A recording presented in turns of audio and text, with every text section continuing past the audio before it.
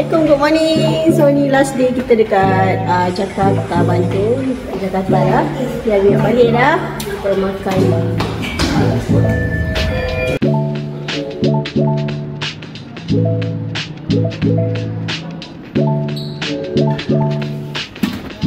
Ada sambal ayam mentega, kek kerupuk kering, tempe goreng, kacang panjang,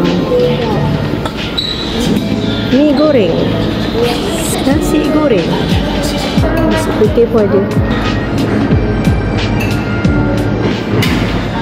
Apa sesama ke tekak boleh ambil ni, makan ni, ambil ni cawan ni, gelas dia. Kita ambil untuk breakfast. Banyak dah kehilangan suara. Suara dah. Ni dia ada apa? Sambal jeruk ni.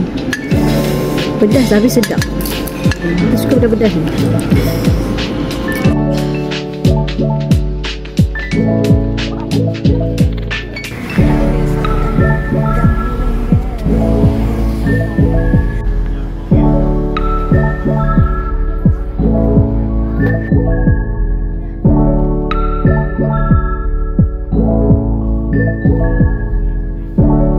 Kita nak gerak daripada airport. Dah siap bag semua. Sekarang pukul berapa? Dekat 9.30 pagi. Inilah bag-bag kita. Yang lain ada kat dalam mobil.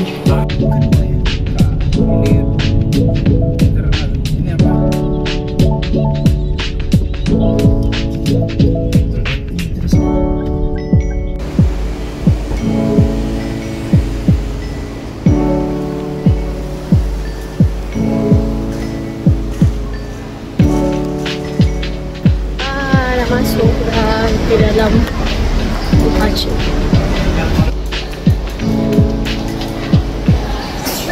Ni last dia berjumpa Indomaret sebelum pulang. Dah masuk.